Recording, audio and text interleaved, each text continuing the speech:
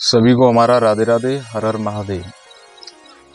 आज हम बात करते हैं कि आध्यात्मिक जीवन जीने के लिए हमको वेशभूषा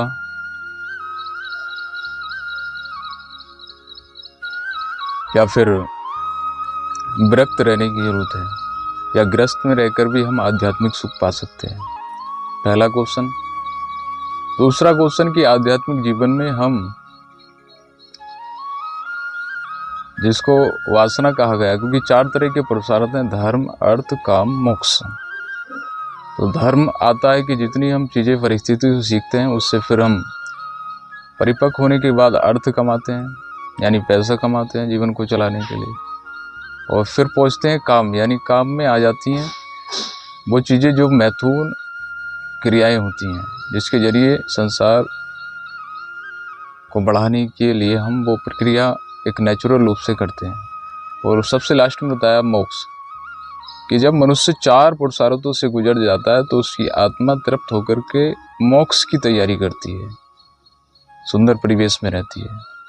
तो हमारे साथ आचार्य श्री हैं, बहुत ज़्यादा अनुभवी हैं, ये भी आध्यात्मिक जीवन जी रहे हैं।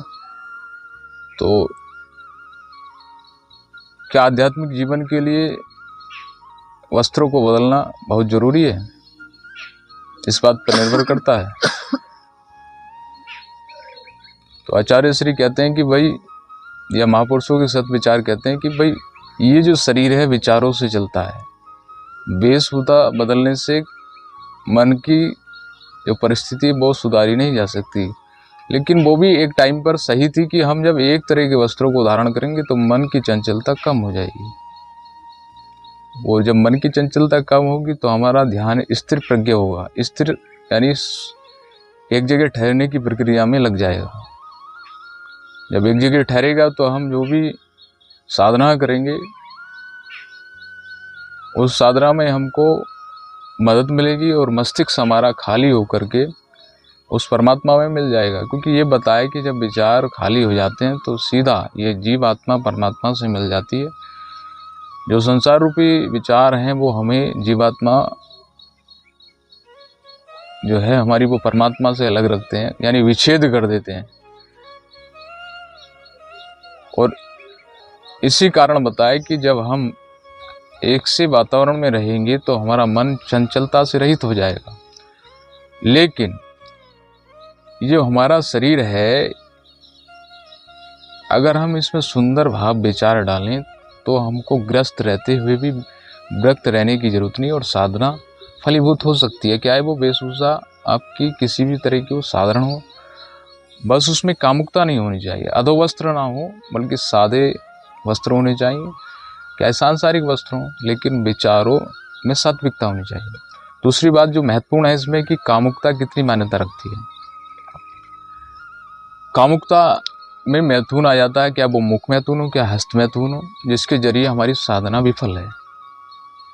साधना को परिपूर्ण बनाने के लिए हमें मैथुन से बचना पड़ेगा, क्योंकि मैथुन हमको कमज़ोर बनाता है, क्योंकि हमारा शरीर कमज़ोर हो जाता है। जब ज़्यादा मैथुन करेंगे तो हमारे अंदर बैठने की, साधन लगाने की क्षमता नहीं रहेगी, अर्थराइटिस हो जाएगा। और जब श्वम ज़्यादा निकलेगा तो हम बैठ भी नहीं पाएंगे। जिस कारण से बताया कि साधक को ब्रह्मचार्य रहना बहुत ज़रूरी है, मैथुन से बचना बहुत जरूरी है। जितना साधक मैथुन से बचेगा उतना आत्मशक्ति को बढ़ाएगा और परमात्मा में मिलेगा।